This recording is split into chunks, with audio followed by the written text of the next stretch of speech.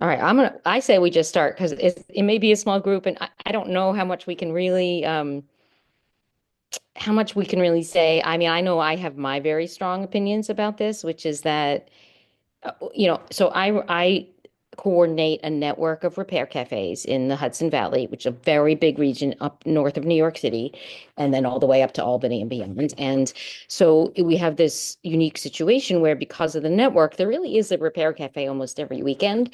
However, it's a huge physical network. So what I always tell people is, someone puts on a repair cafe. Maybe it's 4 times a year, maybe it's 6 times a year, but it's still in that town only 6 times a year. And if you're a bike shop or a clock repair shop, we are we don't pay our fixers, everyone's volunteer, but we encourage, not just allow, but we encourage people who come and fix to let people know that they do this, they have skills outside, and that they should, absolutely be available for paid repair outside of the cafe. So but we have certainly had issues where people, when we try to solicit fixers or hang a sign, get very fussy because they're like, this isn't interfering with. And I had the same issue when I volunteered for the local farmers market, and it moved from Wednesday night because no one could make a living because people were just popping in for dinner and leaving, not for the week. And then we moved it to Sunday. And some of the local brunchy places got very upset, even though we offered to have them come, give coupons, give samples, that. So, you can't please everyone. Um, and so but we always say you can come. And I know a lot of people who have said, I owe so much to the Repair Cafe. I have gotten jobs, I have gotten, contacts, I've gotten so many things. So, you know, I think, you can't please everyone. But I would love to open this up. Jesse, I'd love to hear from you. Where in Delaware are you? Oh, um, I'm in Newcastle, Delaware. So Okay. Okay, Delaware's not huge, but the so my top, mom was in Fenwick. So I don't know how far, Bayside or whatever. So that's why I'm always curious. yeah, at the beach. The beach, exactly. Well, that's all Delaware. So wonderful. And you guys have a maker space. So Yes. okay. So people I've come in never had I've never had a repair cafe, and I think I was nervous that people will bring all different things and they won't know do, where to start. and they So do. I like the idea of maybe starting with a Yes. themed one. Yes, And textiles is very popular as a limited way, right? Because then you can have your fixers who come. The other way to deal with, I know this is off topic. The other way to deal with if people bring everything is to have a sign up sheet, have a sign in Genius. That's what people tend to use, and because that will help you be aware of what's coming and plan for it.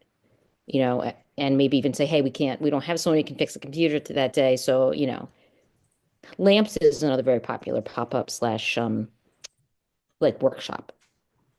Lamps only.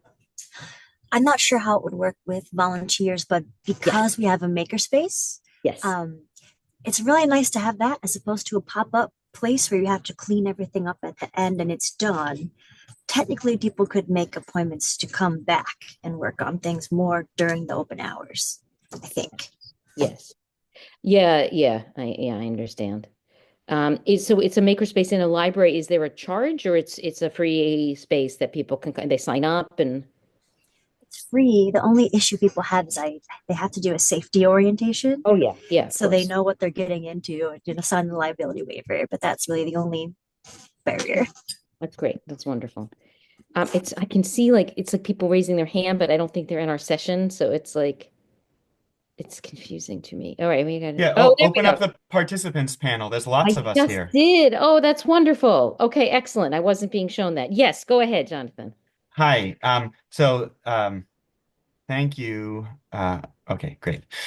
So I'm wondering if anybody has experience with um, towns or municipalities where there is an active effort to support a repair economy. So like a market repair economy. I know that sort of part of the circular economy package in the EU has a number of programs to help subsidize or support repair businesses. Famously, the sort of the Swedish bike shop like tax rebate, sort of thing. I'm not familiar with any of them here in the US. I'm based in Boston. We don't have anything No. like that, and it seems like um, until there is an effort to support and grow that sector, we're always kind of just going to be circling each other.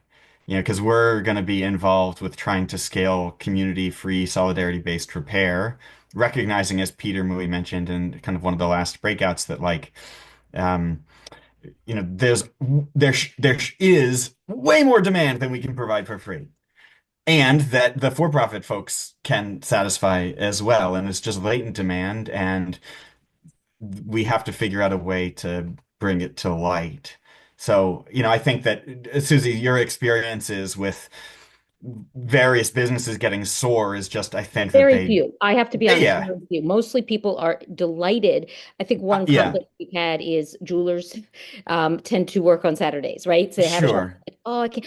But if you ever have it on a Sunday, I mean, I right, literally right, I go in sometimes to jeweler shops. yeah, yeah, We don't do soldering and we don't do pearl knotting. It's too hmm, expensive. So I'll get cards. And this one guy just went in for cards and he was like, if you do it on a Sunday, I will come, yeah, And it's yeah, yeah. like, yeah, Yeah, I think that's really great. The volunteers that we get who are in the trades or in repair yes. are super stoked because they got into this business on purpose. They love helping people and love fixing things.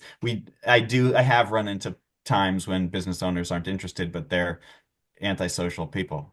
Got it. Um, And I would just add that I think often the like building a culture of repair because of Repair Cafe and getting people to understand things are repairable feeds the repair economy for pay as well. All right, I do have hands that's the up. hypothesis, yeah. Yeah, yeah, yeah, yeah. So let's go with Steve. Hey, thanks. And Yes. thanks for your question, Jonathan. Yeah, City of Eugene basically initiated the Fix It Fairs here, hired our co-founder at the Tool Lending Library to establish the project. They ran a couple, the city did, and we ran them for a number of years. The county waste management organization got in on the fund just in the last year, and they're contracting, for Fix It Fair. So it's absolutely a possibility, and you're looking for agencies like waste management.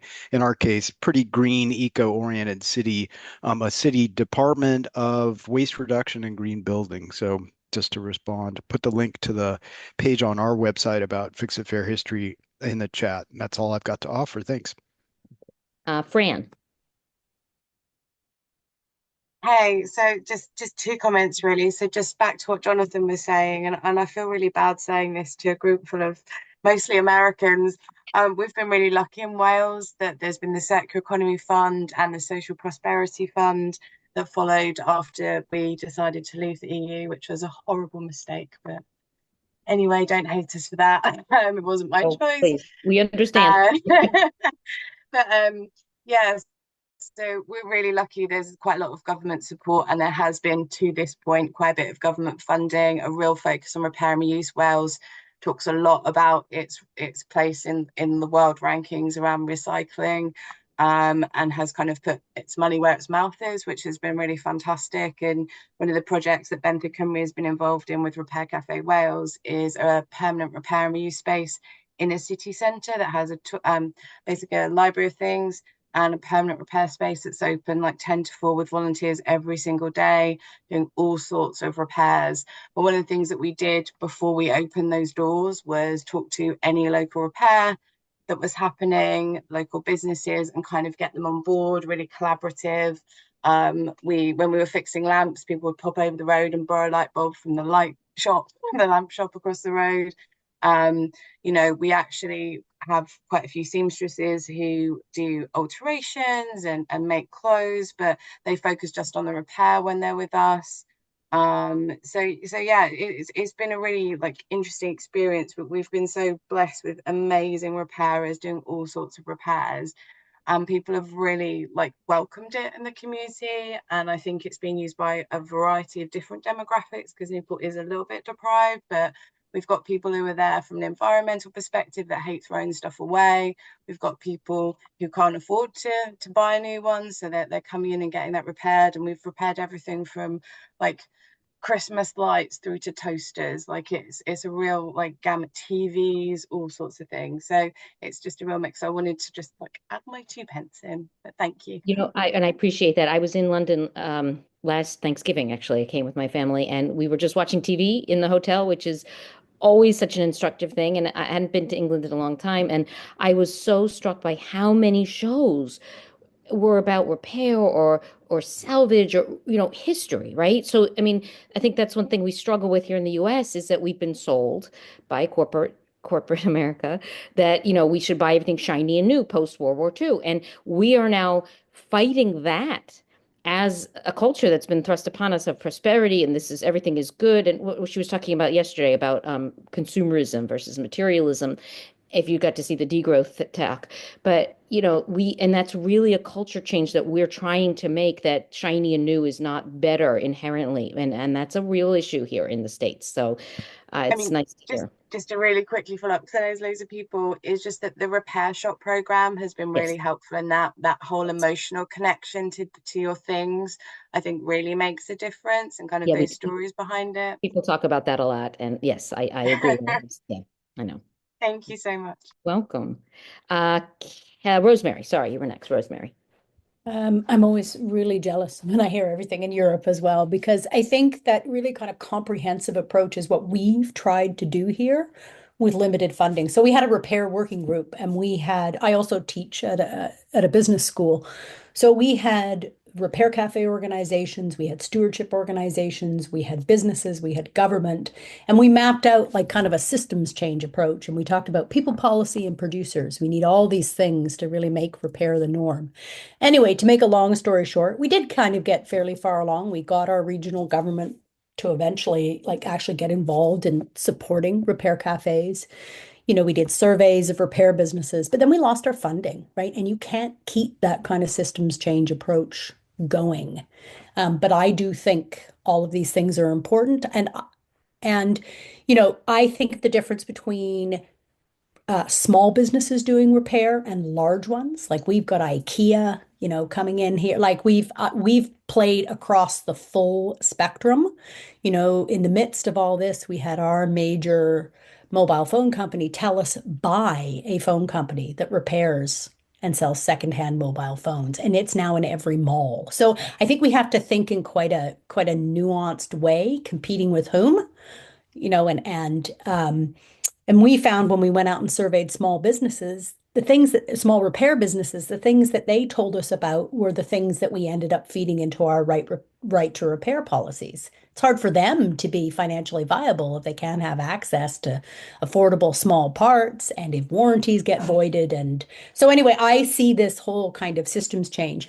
But we did just do some work in a smaller place called Squamish that was economic development led. They have a circular economy roadmap, right? And we helped a whole bunch of businesses and social enterprises identify and move forward circular strategies. And two of them were repair. We had a bike repair business.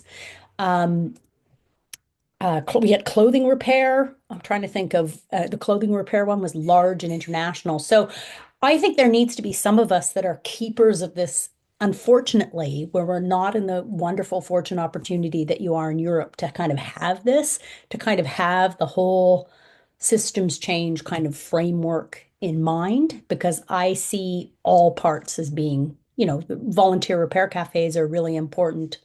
So are what our small businesses are doing. We also need our large corporates to get in this, and they're a bit slow, and that kind of stuff. So, yeah.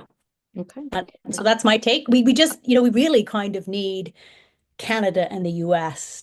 I don't know if it's ever going to happen to get to the point where we have a national circular economy roadmap and we have funds that go to, I'm not sure it's going to go that way. I think it might go the more climate route. And then we have to make sure that circular and repair gets in there.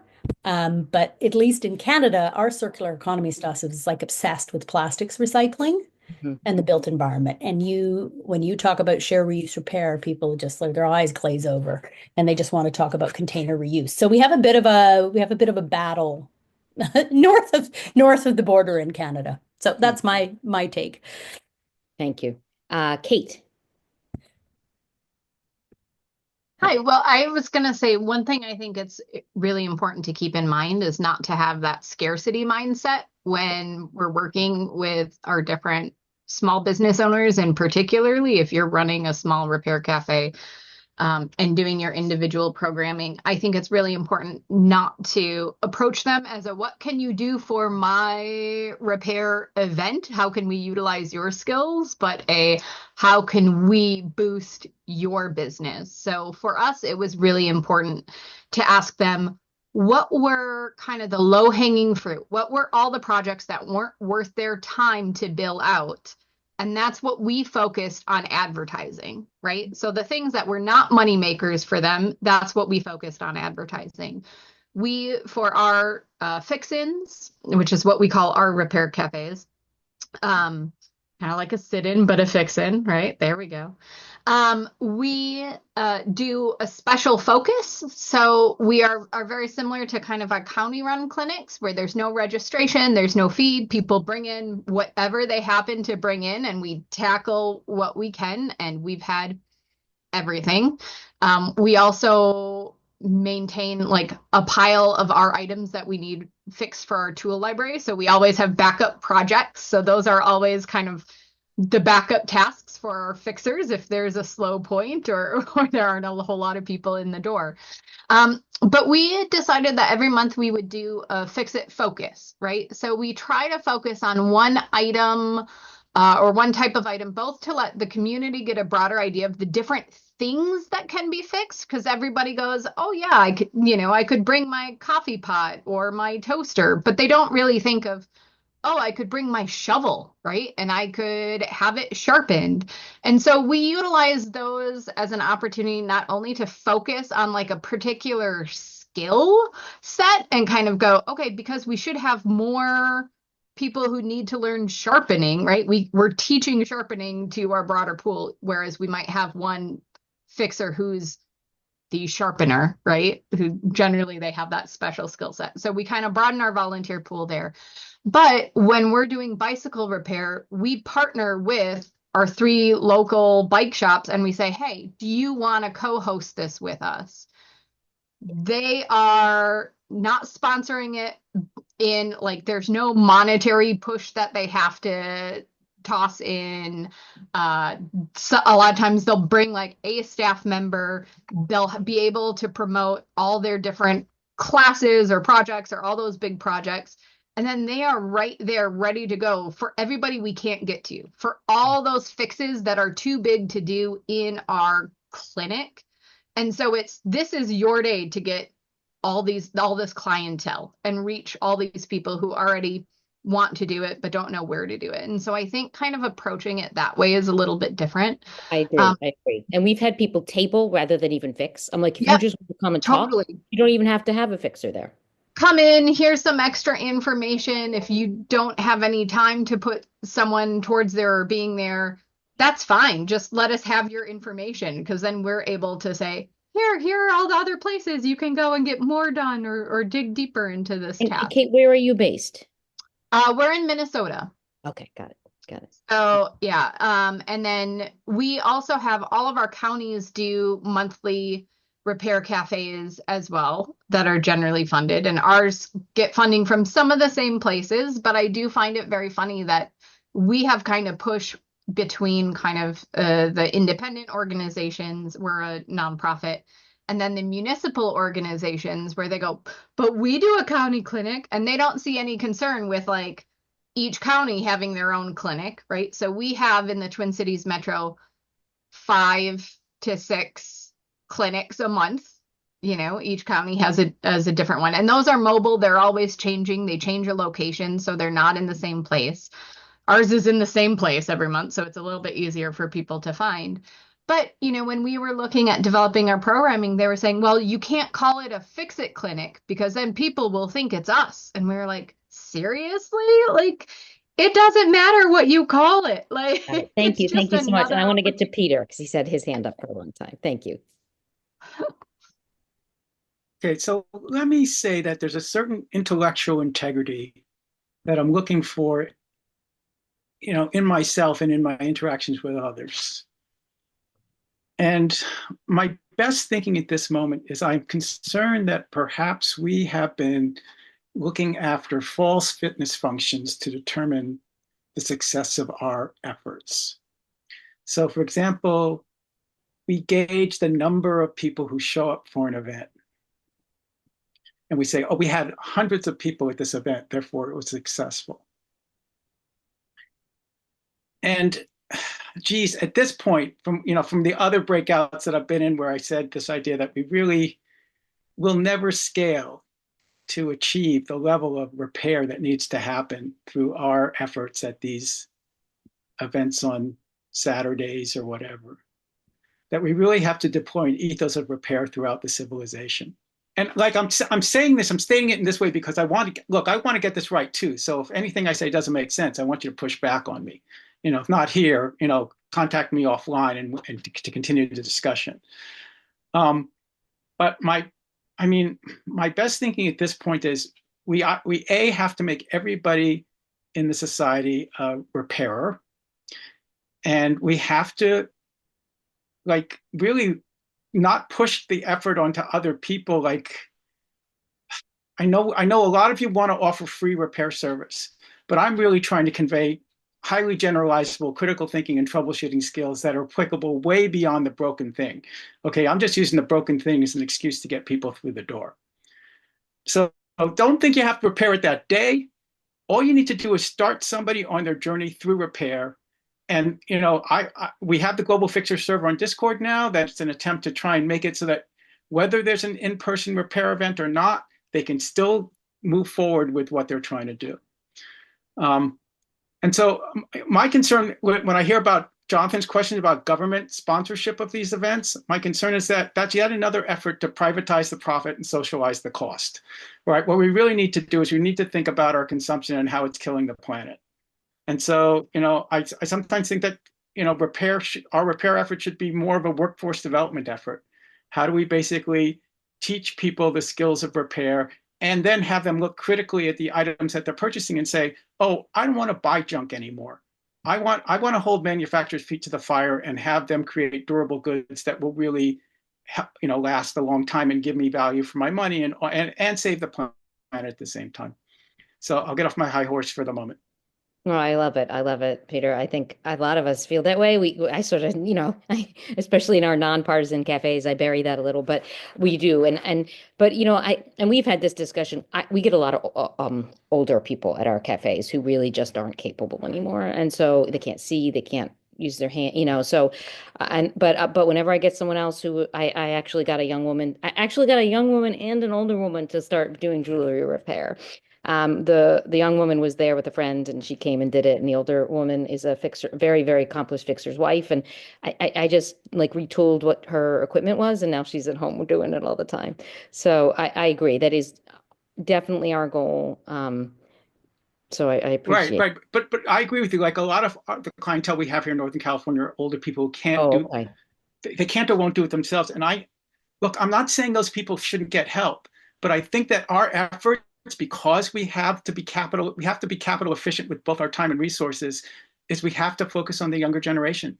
Yeah, and we have to hope that those people will have a neighbor who will help them. It doesn't have to happen in our events, okay?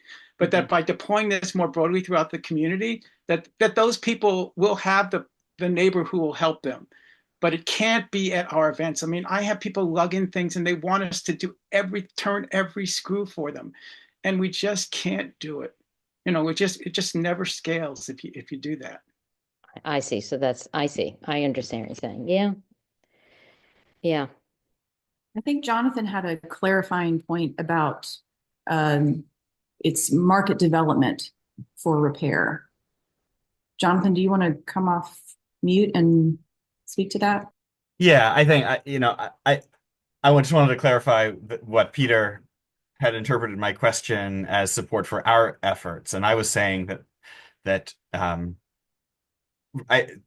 in order for a culture of repair to take hold, there needs to be employment and there needs to be a drive towards repairable product development and sale and reuse. So basically engaging in the market economy. So I was looking for interventions from the state looking at cultivating that sector of the market that we can help support to a certain extent, and that's been absent. I did hear a few, I know that's happening. It was great to hear the example from Wales. That was really heartening.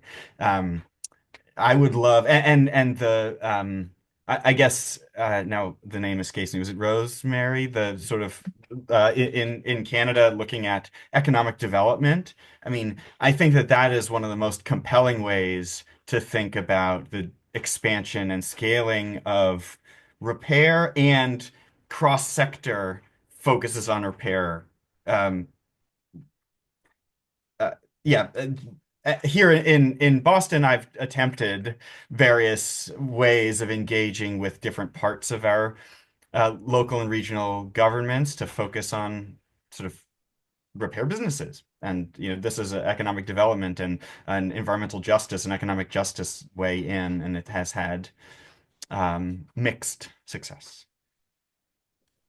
That's why I brought up these sort of, I guess the word is startups, where they're remote and they want you to mail the stuff, and it's this very, very high end, but at least it's then getting people at that level to think about materialisticness, thinking about your materials, thinking about them being worth repairing rather than having to get a new one. So it's different than what we're doing, but it's a different point of culture change, hopefully, because it's hard to sometimes get those people to do things and make it hip, make it not cheap, make it something that they would want to participate in too. So it plays its role, but it's not affordable for most. We have a 1 minute warning. I'm just gonna somebody hand Cami, yeah. Cami, did you want to talk? Yes. Yes, and I think that's always my answer. And Peter and I go back and forth on this. I am in like deploy all of the methods approach, because I think we have to start with kids' education and get them just like interested in it. And we have to instill those critical thinking skills. Like you say, you have this like broken thing. Is it broken? Somebody's telling you that because it's not perfect, it's broken and it needs to be replaced. We have to start from the